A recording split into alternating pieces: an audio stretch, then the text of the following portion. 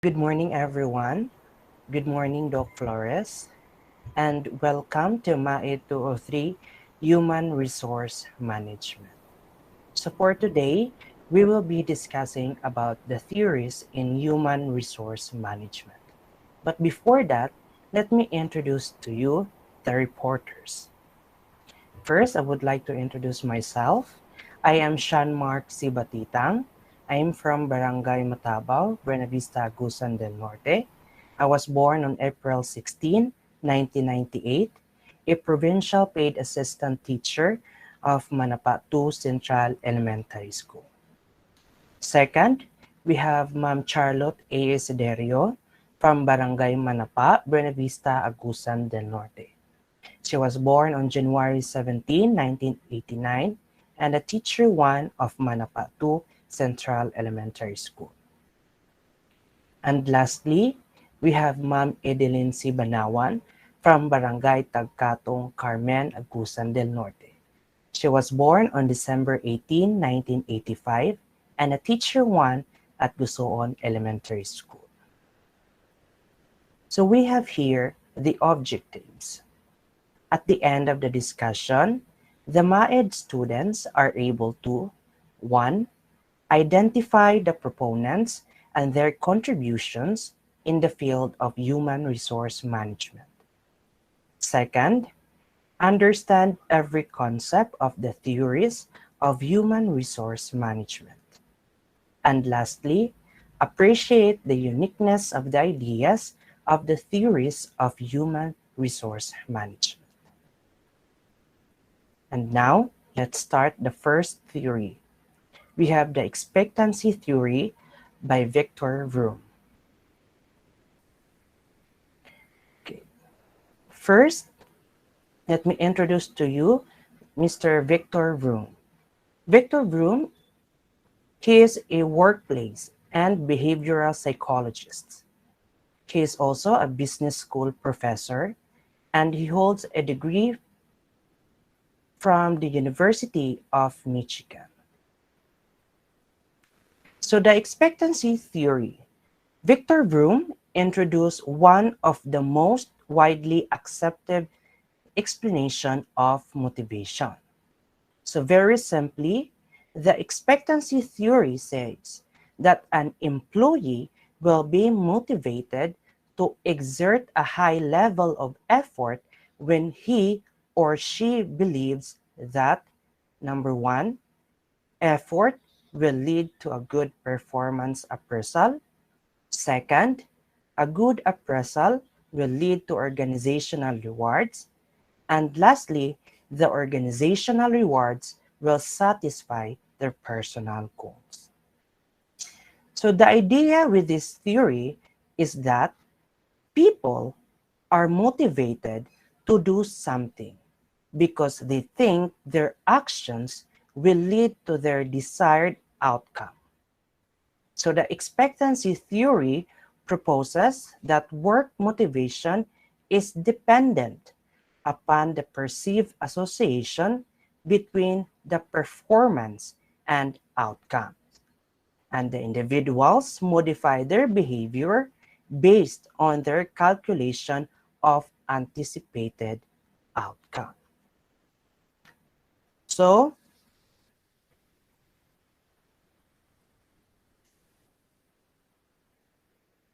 so we have here the variables of the expectancy theory. We have the effort, we also have the performance and reward. So in the effort, the employee believes that effort will result in acceptable performance. Also in performance, the employee believes that acceptable performance will produce the desired reward. And lastly, in reward, the employee values the reward. Okay. So again, these are the variables of expectancy theory. We have the expectancy, the instrumentality, and the valence. So expectancy, when we say expectancy, effort to performance. Again, expectancy, effort to performance. In instrumentality, we have performance to outcome. Again, in instrumentality, performance to outcome. And lastly, we have the variance, outcome to reward. Again, variance, outcome to reward. Let's go first with the first variable, the expectancy. Okay, so the expectancy is the belief that if you work hard, you will able to hit the targets that have been set for you by your manager. Again, in expectancy, it is the belief that if you work hard, you will able to hit the targets. So you make this judgment based on a number of factors, and these are some of the factors: your past experience, your confidence in your ability, and how difficult you perceive the target is to achieve, and whether or not the target is under your control.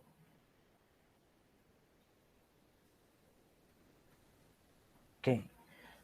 So the example of the expectancy is, if I work hard, I can achieve the targets my boss has set for me. That is the example of expectancy. If I work hard, I can achieve the targets my boss has set for me. Next, the second variable is the instrumentality. So in this variable, you're assessing how likely you are to receive a reward if you hit the targets that have been set for you. Again, in instrumentality, you are assessing how likely you are to receive a reward if you hit the targets that have been set for you. So again, you make this judgment based on a number of factors. And these are the factors. Number one, is the relationship clear between the performance and reward? Second, how much you trust the person who decides on the reward? And lastly, how transparent is the decision-making process around who gets what reward? So in instrumentality, we are thinking that if I achieve all of the targets set for me, then I believe I will get promoted. So earlier in expectancy, the question there is, if I work hard, I can achieve the targets my boss has set for me. So you are speaking about the effort. But here in instrumentality, if I achieve all of the targets set for me, then I will get promoted. So this is about your performance. Okay? And lastly, for the valence, this is the final piece of the motivational puzzle. Okay? So in the valence, it is simply the perceived value of the reward to you. Again, it is the perceived value of the reward to you. So this could be negative if you actively want to avoid the reward.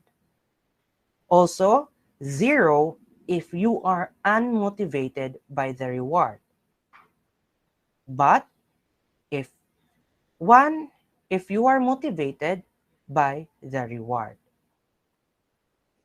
Okay, so here in valence, we focus on the question, do I want to be promoted? Will the extra work result in even less time with my family? Is it really worth putting in a serious effort for a whole year to receive a promotion and a 10% pay raise. So, when it comes to valency, an employee will have to weigh up the pros and cons of the reward. Again, the valence, it is okay, the employee will have to weigh up the pros and cons of the reward. So combining the three variables above give us the following formula. We have the expectancy, which more focus on effort, times instrumentality, focus on performance, times valence, just focus on the reward, equals to motivational force. Okay, so this formula is simply stating what we've already covered. So to be motivated, you must think your targets are achievable. You must clearly understand any reward you might receive, and you must actually value the reward. Okay. So the key to the expectancy theory is an understanding of an individual's goals and the relationship between the effort and performance, between the relationship of performance and rewards, and between the rewards and the individual goal satisfaction. So when an employee has a high level of expectancy and the reward is attractive, motivation is usually high. So therefore, to motivate workers, managers must strengthen workers' perception of their effort as both possible and worthwhile. Clarify expectations of performances, tie rewards to performances, and make sure that rewards are desirable.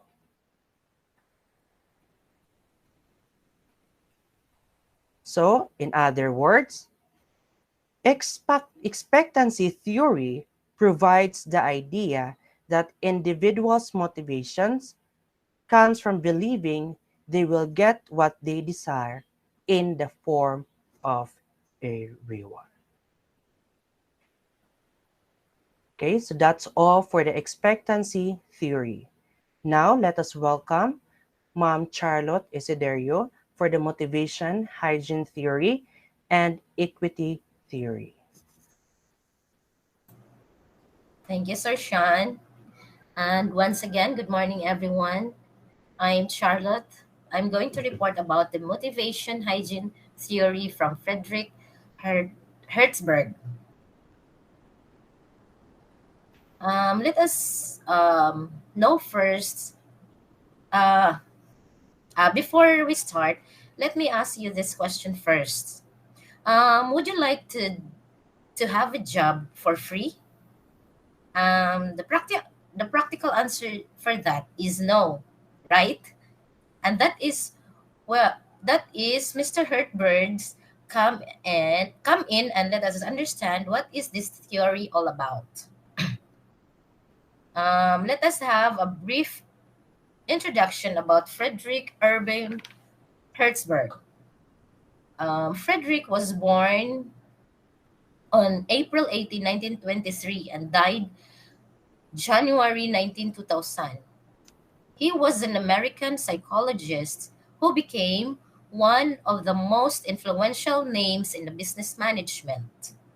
He is most famous for introducing the job enrichment and the motivator hygiene theory.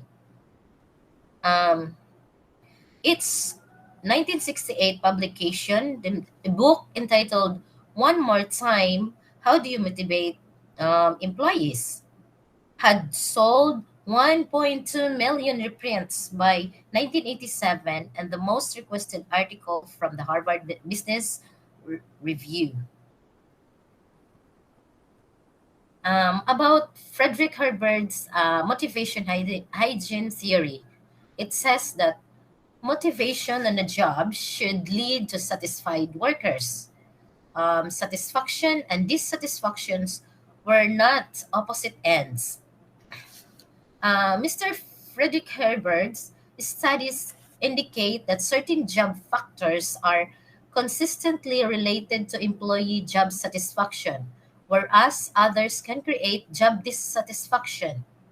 According to Herbert's, motivating factors, also called satisfiers, um, also intrinsic job elements that the nature of work itself, responsibility, uh, the lead satisfaction such as achievement, recognition, the nature of work itself, responsibility, advancement, and growth. What hurt birds term hygiene factors called dissatisfier are extrinsic elements of work environment such as company policy, relationship with supervisors, working condition, relationship with peers and subordinates, salary and benefits of job security. These are the factors that can result in job satisfaction if not well managed. If not well managed. One of the most interesting results of Herbert's study was the implication that the opposite of satisfaction is not dissatisfaction. He believed that the proper management of hygiene factors could prevent employee dissatisfaction, but that these factors could not source of satisfaction or motivation. About factors were different from motivation and demotivation. Motivators, those are the factors that directly motivate people to work harder. Those are the responsibility at work, meaningful, fulfilling work, and achievement and recognition. For the hygiene, factors that can demotivate if not present, but do not actually motivate employees to work harder. Um, these are some um, examples for motivators and hygiene factors. For motivators, the achievement, the recognition, advancement, the work itself, responsibility, potential for promotion, potential for personal growth, and the salary. And for the hygiene factors, those are the policies, administration, micromanagement, relationship with supervisor, peers, and subordinates, job security, personal life, work conditions, and status. What is the implication of this? The motivation hygiene theory. It motivate by using motivator and ensure hygiene factors are met. These employees can be influenced work harder by interesting work, but employees can become demotivated if they work in poor working condition with low pay. And that's all for motivation hygiene theory. And let us discuss about the equity theory. Um, Equity theory from John Stacy Adam. Uh, John Stacy Adam was born on year 1925 and died at the age of 97. He developed the equity theory or the job motivation theory.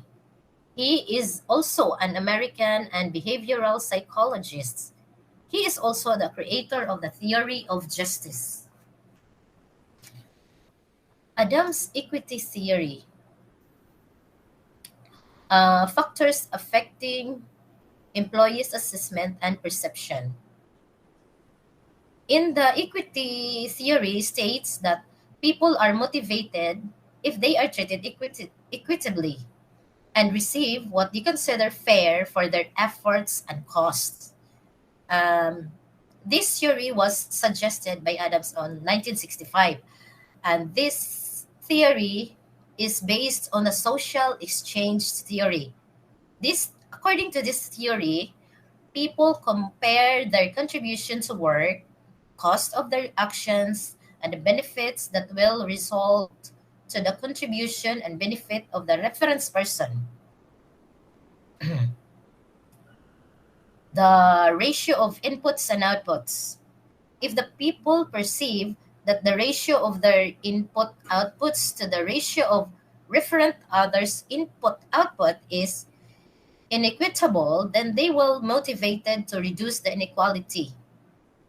The in the e- Inequity. At the workplace, the workers put inputs into the job, such as education, experience, efforts, energy, and experts to get some outcomes. The outcomes such as salary, rewards, promotion, verbal recognition, and interesting and challenging work in its equal amounts. Um, The equity theory works not just in a workplace, but also at the school as well. Example, when for same oral exam performance, there are two students get different marks, then there is an inequity exists. Um,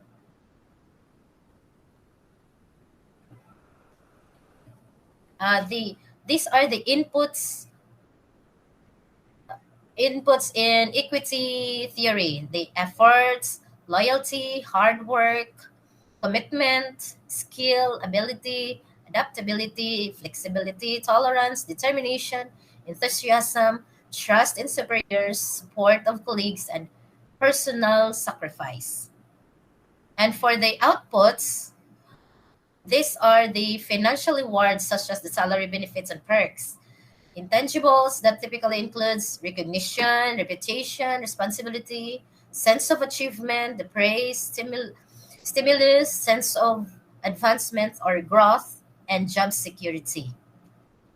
And the wait, and the key points of this is that much like that determine that the two factors of motivation classified by, as I discussed before, the Frederick Hertzberg's intrinsic and extrinsic, Adams' equity theory stabs that positive outcomes and high levels of motivation can be expected only when employees perceive their treatment to be fair. Their perception of fairness is based on a number of different outputs when they put into their work and outputs when they get back as a result. And Adams' equity theory is about striking a healthy balance between the two. If the balance lies too far in favor to the employer, some employees may ask for more compensation or recognition. Others will be demotivated. Some may even decide to work elsewhere. That's and that's all my report. And let us go to next topic, the reinforcement theory and the goal setting theory from Ma'am Edelen. Ma'am Ed? Yes, ma'am. Thank you, ma'am. Okay, once again, good morning, everyone. Good morning, sir. Good morning, ma'am. I will be discussing the last two human resource management theory, which are reinforcement and the goal setting theory. Reinforcement theory was formulated by Edward L. Thorndike.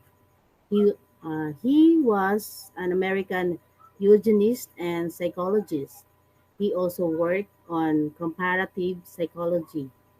He also worked on solving industrial problems and had a powerful impact on reinforcement theory.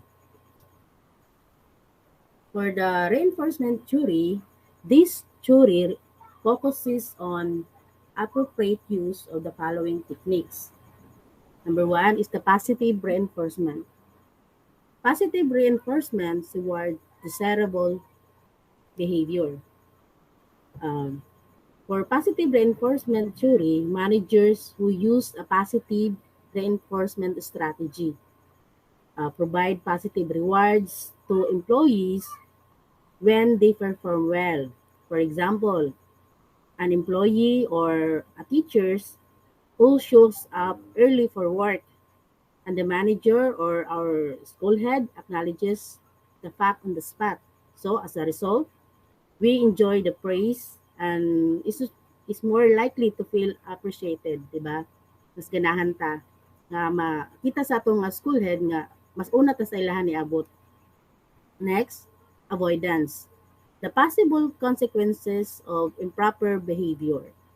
For avoidance, as the terms implies, it is a negative reinforcement. In a organizational behavior focuses on a approach in which employers are reprimanded or otherwise punished for the poor performance. For example, when an employee or as teachers arrives late to work, diba? Kabalo na taon sa naong sa atong mga school head kung late ang moabot, maguna pa sila sa tua. A negative reinforcement theory can be also demonstrated in the form of withholding promotion.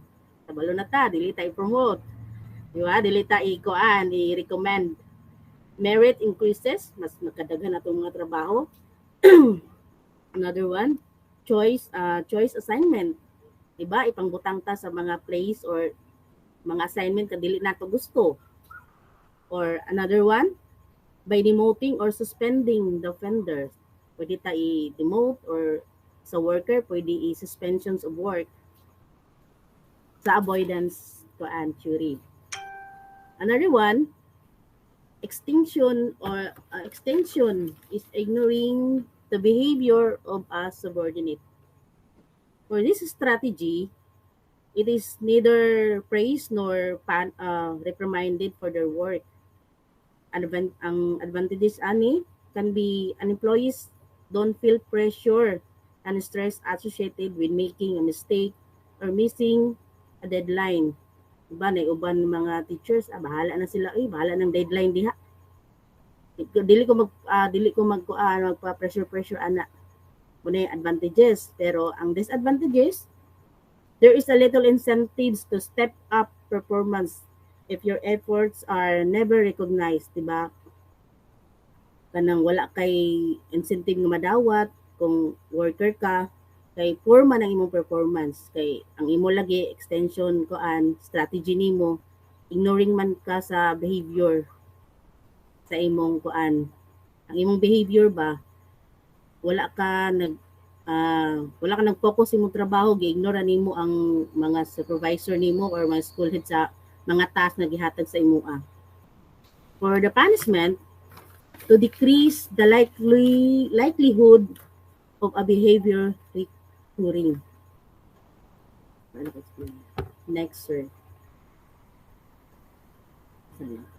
Okay, for the reinforcement implication for reinforcement theory. Learning is what acceptable to the organization. Manager or school heads must tell individual what they are doing wrong. Must also not reward all individuals. It must also tell individuals what they can do. Another one must be sure to administer the reinforcement and recognize that failure to reward can be a modified behavior. There are also some outcomes of reinforcement theory in a workplace.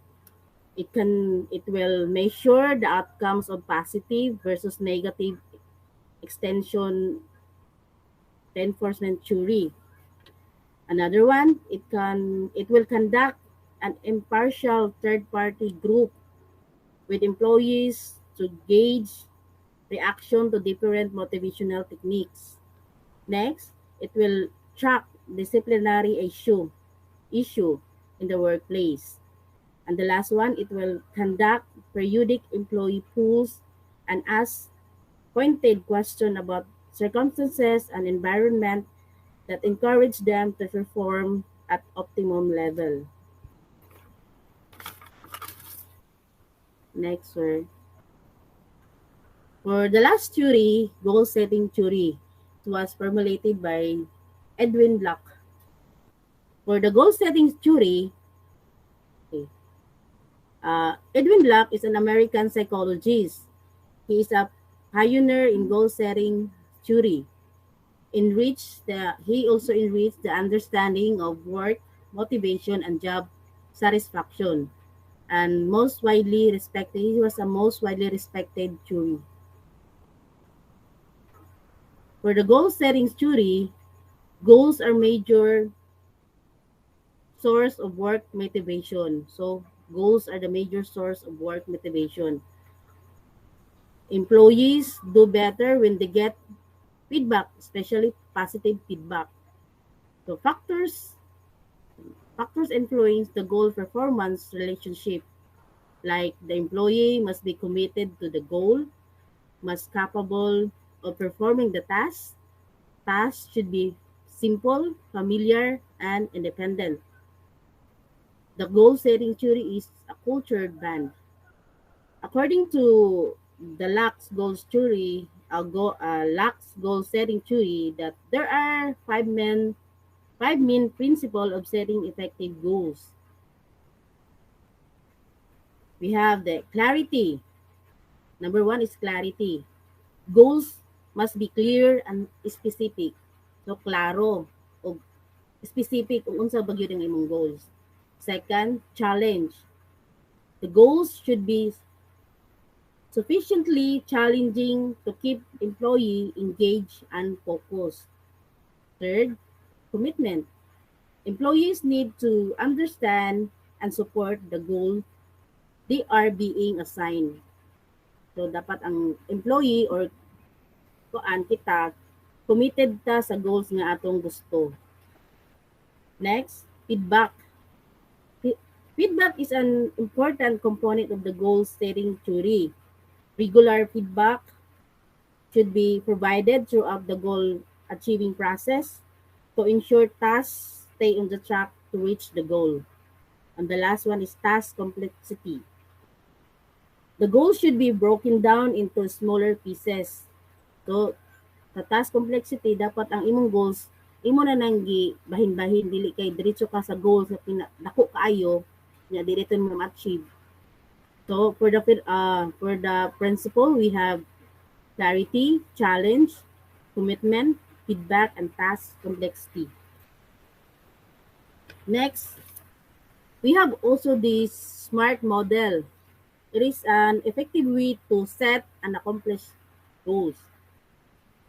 The acronym is SMART: specific, measurable, aggressive, realistic, time bound. For specific, that the goal should be specific as possible. Dapat kabalo gid ka unsa gyud imong goal. Next, measurable. It should be measurable.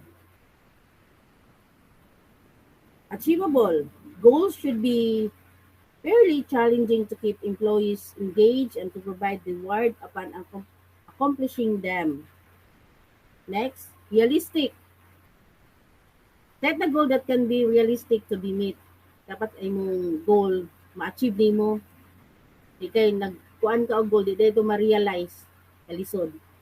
Then time bound. Goals should have a clear time frame in which they need to be reached. Dapat siya nasa time frame kung kanus animo dapat i-achieve na nga goal.